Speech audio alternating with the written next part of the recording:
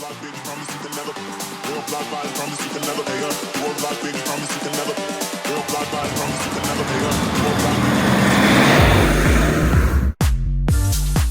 is quite literally the biggest car I've ever driven on Irish roads, and it is absolutely class. This is the INEOS Grenadier Quartermaster, and in this video we're going to be driving it on the road, we're going to be taking it off-road, and we're going to be learning a little bit more about INEOS as a whole. So what is INEOS? Well, INEOS has been around a long time in the form of INEOS chemicals. If you're an F1 fan, then you've definitely heard of them. If you're not an F1 fan, but maybe you're a football fan, then you've probably heard of Sir James Ratcliffe. And he actually is the founder of INEOS. And he actually sketched this out in a pub called Grenadier, or the Grenadier, in London, and he did it on a £5 note, which is still in the pub today, which is quite cool. Fast forward a few years and they're being built in France, and they have a lot of German components, and they're actually very rugged and very capable. Let's talk about different versions and of course prices. Now the biggest thing is there is commercial and passenger versions, and the price difference is quite substantial, naturally, because you can claim the VAT back if you purchase a commercial.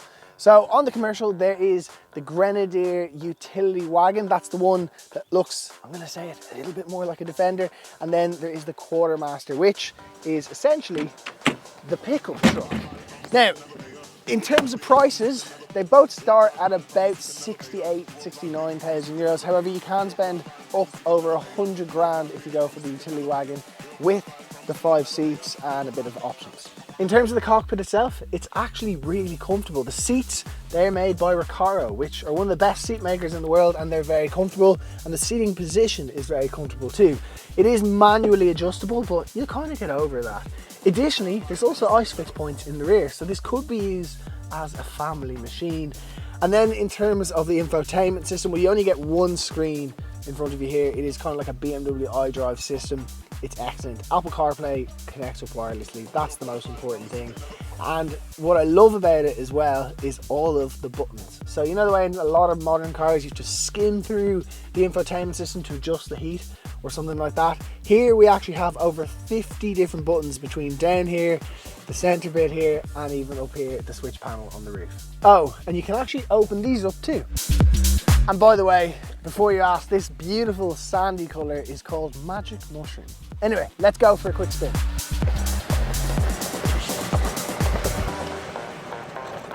So, to drive, well, there's no two ways about it. It is absolutely gigantic on the road. To be fair, it's not that wide. I'm not sure the exact dimensions, but it doesn't feel much bigger than the likes of a Range Rover. It's just so long, it barely fits in a car parking spot. However, when you're actually on the road, it's really smooth, particularly on motorway. I expected it to be kind of, you know, a little bit shaky, the steering maybe to wobble or whatever, just because of the off-road tires. It might have had some excessive road noise, but it really doesn't. It's actually very smooth. Additionally, it also has cruise control, it has a little bit of lane warning when you leave your lane, and overall it's actually very easy to live with if you're on rural roads and on motorways. However, in the city, in small spaces, it is absolutely tough to drive. And I'm going to exhibit that by doing a 3-point turn right now, and just to show you how awful the full lock is. So we're actually doing all right here, but you do find yourself having to put a lot of steering input. Now, what I will say is this is the other most noticeable thing. The steering wheel doesn't unwind the way your normal car would. So the first time you go around the corner, you expect it to straighten itself out. You actually have to give it a little bit of input. But all that adds to the drama of driving this. Now, I do also want to add in that it is very well complemented with BMW engine and gearbox. So you have the ZF 8-speed gearbox, and then you can get it with either a petrol or a diesel engine. The petrol is the B58, which in my opinion is one of the greatest modern engines of all time. However, realistically you're going to get this, which is the B57, which is the diesel. It's about 245 brake horsepower. It sounds like a proper pickup truck should, and it is very torquey and easy to live with. But that is on the road.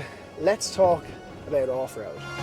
Because this is where the INEOS really comes into its own. It is incredibly capable on tough terrain.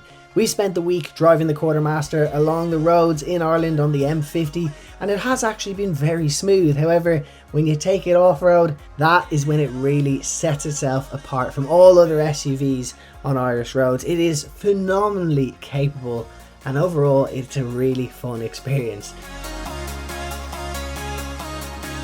So it is all looking pretty cool because, let's face it, it is absolutely savage. Now, what I do want to talk about that's even more impressive is the handover experience, because it's not just your ordinary car dealership where when you go and collect it, they give you the keys, they show you what the buttons are, and then off you go. There's actually a little bit more of a cooler experience, which I'll show you now. This is the Orangeworks Forest showroom, and today we're going to get a little bit of an experience of what it's like to get a handover when you buy one of these vehicles, because it's very, very different and really exciting. So first things first, they take you to a secret location where they have a safari tent as a showroom. The really exciting part of the day for us and for the customer is to get you out into the forest. We have 110 acres of woodland here, private land on the grounds of Carton House Estate. We put the customers in behind the wheel, they get to figure out what each and every one of the buttons do, but more than that, they get to learn how to read the tracks and the terrain for where they may take their future Grenadier. So this is 800mm, which is the wading depth that you can go through as standard from the factory, which is quite substantial. It's nearly as tall as me.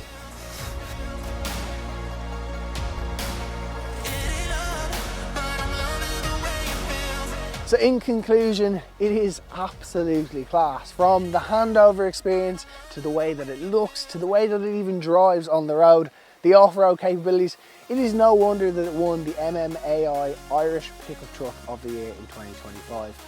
Now, who actually goes and buys one?